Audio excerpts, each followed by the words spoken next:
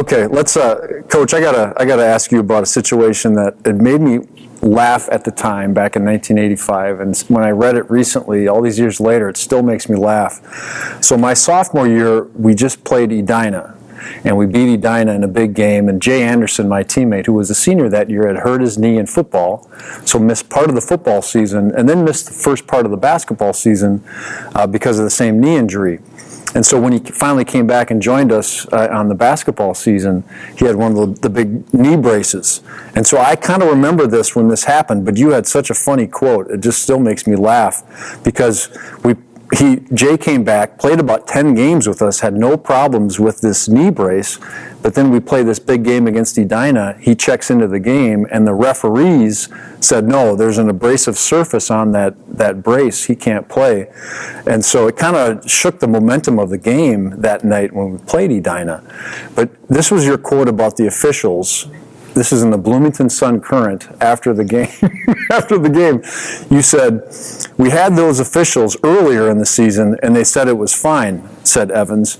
Jay had played in 8 games before, and we had the brace okayed by the AMA in Rochester. Then we get a couple Philadelphia lawyers telling us that there's a hard abrasive surface on the brace. Do you have any memories of that situation? Yes, I used to like that comment, Philadelphia Lions. But every time since I heard that, when I was in high school, and I hear that every once in a while you hear something about Philadelphia lawyers, I always think of you, and it just makes me laugh. So how was your, how did you deal with officials through all these years? I don't ever remember you getting a technical when I was playing or any other time, but you're an official yourself with football too. Yeah, that maybe helps a little bit too, and I officiated high school and college football, and I know the preparation that we did with our official group and how much time we put in, and but then you get some guys that we had one game, where they were pressing the hell out of us, and we had a few turnovers, but then at halftime I asked one official, are you going to be able to make that 9 o'clock game you got after this one? Because they're just calling everything and nothing. So. But I think most of them you know whether they're prepared or not.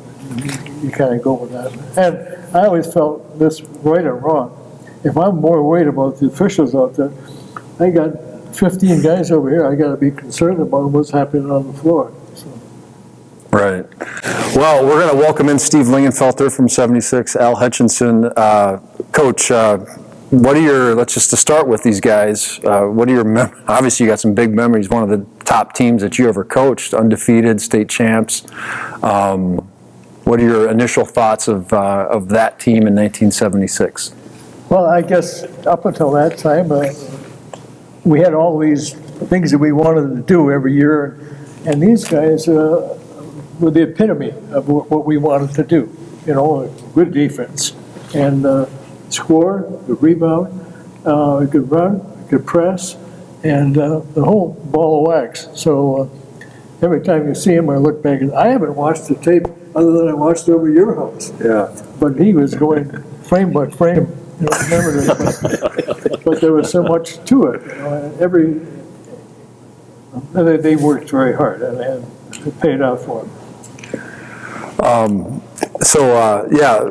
Talk about, did you anticipate going into that season, because you came off such a good team in 75, did you anticipate, or did you foresee the type of season that eventually came?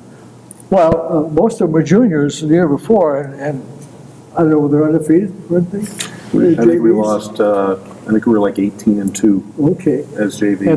And then Steve didn't play with them. So you take what they had done and then put Steve in there with them.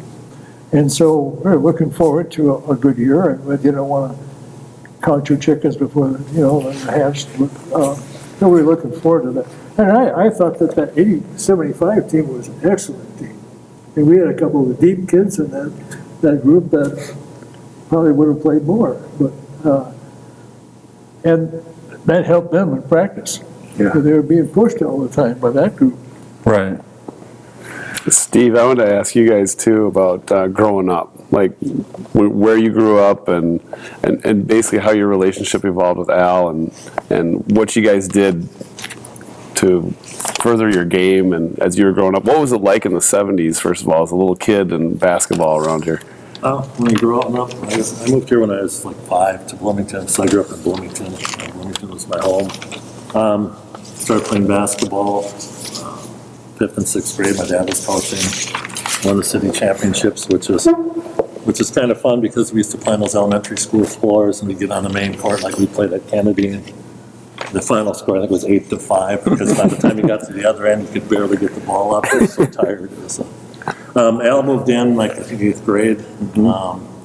We just kind of struck up a friendship there. We played ball together. We were both bench warmers in 9th grade. So we'd just sit and watch the crowd. The girls. and hope The truth comes out. hope for a chance to play. Yeah. When he got to be in high school, then we had a pretty good sophomore year. And with our buddy Dave Bratland, we started sneaking into the YMCA as much as we could, playing with our dads there, so we get there early and try to hold the court. After that, Dave, Al, and I played almost every day together during the summers. We got to know each other, and it really came together our senior year. We knew where each other were going, and it really helped. And all the rest of the players that joined us that senior year, they all had their roles, and it was just a fun year. How about you, Al? Yeah, Lainey's right about that. We were all good friends, the core of our team. We were all best friends. And those summers we had some vicious 3-on-3 games in Laney's driveway. And we all just loved basketball. And I think that was a big part of it. So we would play basketball all summer long, play in summer leagues, we'd play pickup games. We'd come down here after school in the fall and we'd play here in the gym.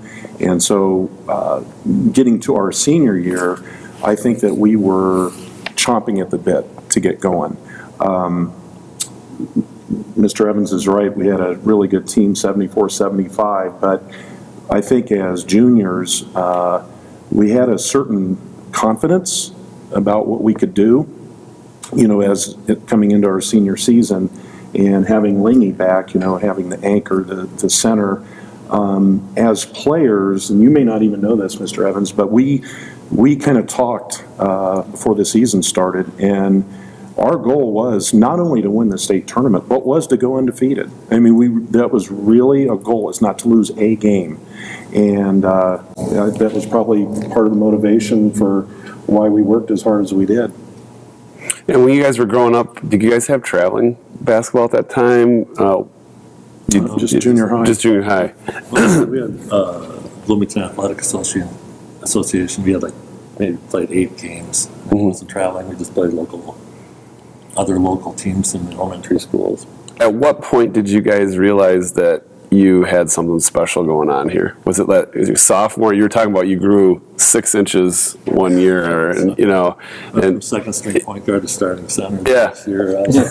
Yeah. But it kind of helped though, being able to handle the ball and being tall. So that was kind of a blessing. Yeah. But was there a point that you guys realized that you had something pretty special here? I think when we were playing the summer between our junior and senior year, when we were just killing people in the gyms, and the YMCA were holding the court the entire time with his dad and Dave Bratland's dad. So we had 2 older guys playing with us and held the courts. We thought we had something special.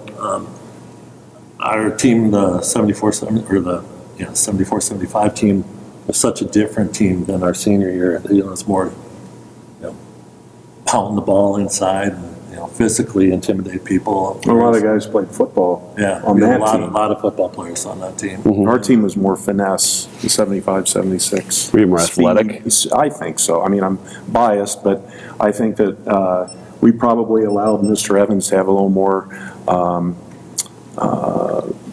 He could call a lot of different defenses probably. Full court presses were a big part of our game.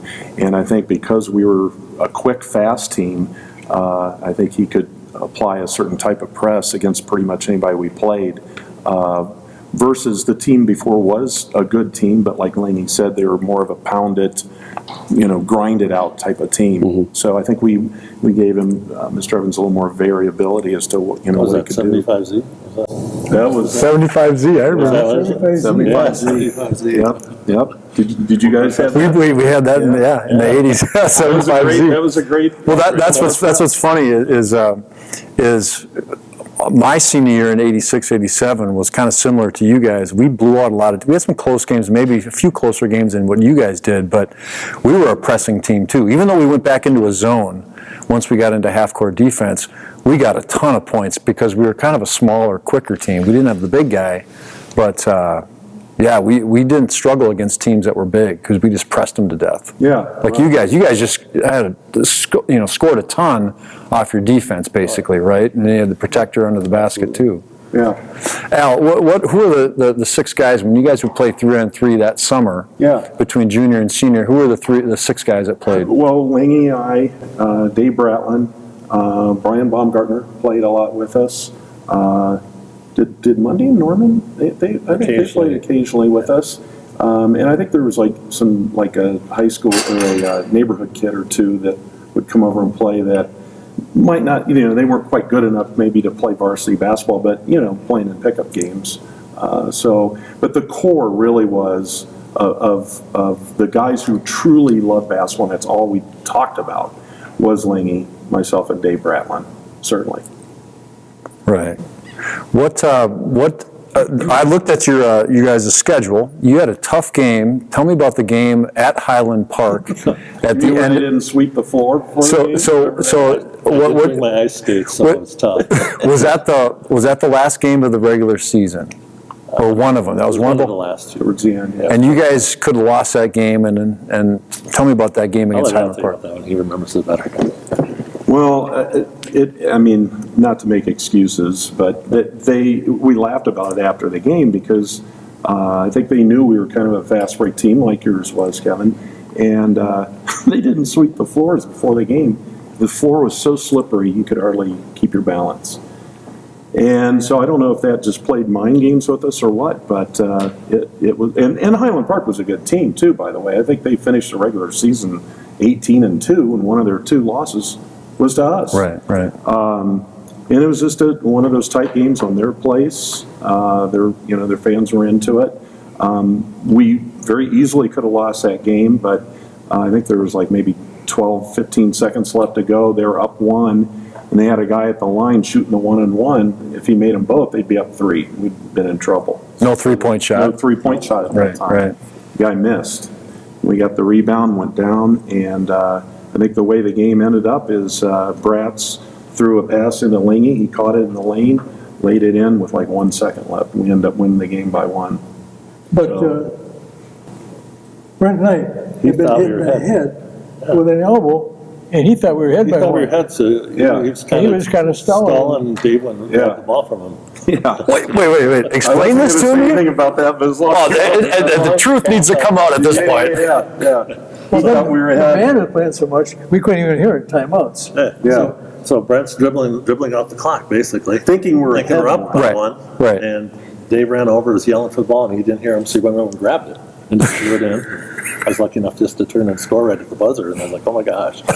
He was in tears in the locker Yeah, room 'cause after the game. he was Because upset. then he realized what had happened, that, oh my gosh, we weren't ahead when we were down 1, and if he had dribbled out the game, we would have lost. So he was pretty upset about that after the game. Did you guys think maybe part of it too, besides the floor and besides the fact that they were a good team, a little overconfident at that point in the season? That's right at the end of the regular season? We were always overconfident. Had a couple of good players, Jack Morris's brother, the pitcher with the Twins. Right. Some good athletes. Huh? If you're gonna have a wake-up call, you might as well win by a little bit, though. I don't like losing wake-up calls. All right. So now you guys get to the state tournament, and I think you had Prior Lake. Is that right? Yes. The big what are their The Peterson brothers. Peterson brothers? Yeah, they were 6'10", 6'11", or something. What do you guys recall about? Coach, what do you recall about that game against Prior Lake? Well, we had gone down to Mankato the Saturday before, Scott had been, Stan and I, and we took our wives with us. And all the way home, I said, Richie, we're going to get beat. well, they played well, and they were big, and tough. And so they had a couple of good guards, but the Petersons were 6'8", 6'6" or something like that. I Well, think. guys, they're off forward was 6'7". He was, yeah. Yeah. Yeah. I think he went 6'10", 6'9", 6'7". And we were down 5 at halftime, I think, if I remember right. But then we started the 75Z. And we got turnovers and kind of rattled a little bit, and we got our lead. And that was the year of our 51 defense, state tournament. All 3 teams scored 51. Right. Which was Lang's number. It's ironic. Yeah. So I didn't like to play defense. Steve, what are your memories from Prior Lake, that first round game? That's a tough one because in the first quarter I hit head to head with Tony. Harris. Tony Harris. Don't remember much of that game. Lang had a concussion. Oh, really? Yeah. Who gave it to you? Tony Harris. Oh, Tony Harris. Diving for a loose ball. Had a couple of good ones. I'm glad they didn't have that rule back then. Yeah, you don't know. So I'd have missed the Robbinsdale game. Because at St. Thomas, I got undercut, and landed on my head. The first year when you're playing, I think I got my nose broken over at Lincoln. No recollection of finishing that game. So good thing they had to change the rules. So how was it going against those 2 big guys, 6'10", 6'9"? Oh, ask him here. He's the one that had the great game. Well, I mean, they had the big front line, so we knew that was going to be tough. And so we just basically said, the way we're going to have to beat these guys was just to run them to death. And incidentally, we had scrimmaged them earlier in the year, so we kind of had an idea as to what they were all about. But we just knew that we had whatever rebounds we could get, we had to make sure we got them. And we just ran and ran and ran. We got down I think it was 12-2 or 11-2, and Mr. Evans called timeout, and we didn't really panic. It was like, come on, what are we doing here? Let's start playing. And our defense really is what got us back into that game. And but it was intimidating seeing that kind of size, out on the court. I mean, they had like a college-sized Right. front line. Yeah. Right. So then you guys get zone team. They tired out, though. Did they play zone? No, they played man, I think. Man. Didn't they? I think they played man on And us. who was the Prior Lake coach that was around for years and had such success down there? Mike Jerabek. Mike Jerabek. Yeah. Okay, so you get by Prior Lake. Then I don't remember the next opponent. Cretan. Cretan. Coach, what do you remember about that Cretan game? You were friends with the coach, right? I grew up with him. In fact, our game was delayed, wasn't it? Overtime? Yes, between Little Falls and Little Hibbing. Falls, Yeah, yeah. I forgot about that. So that was good. We had them. They retired from the day before. And that was about 6 or 7 point game. I can't recall, but we'd have the score there, but 6 or 7 points. The Little Falls Hibbing game? No, our game was, Oh, think we beat no, them we pretty won by badly. like 18. was it? Yeah. I'll tell you in just a second what the score was. You beat I know they Cretan had 59-51. That's what it says here. No, that's final game, I think. But that was, I think it was 69-51. Yeah. That might be a typo. Oh, then it's a typo. Yeah, I think Okay. it was 69-51. Okay. So So at that point in '76, it was A state champion, AA state champion, then you played off, right? Didn't play out. no, they Yeah. didn't play it. Oh, you didn't play it, but Hibbing was AA at that time? Yeah. Okay.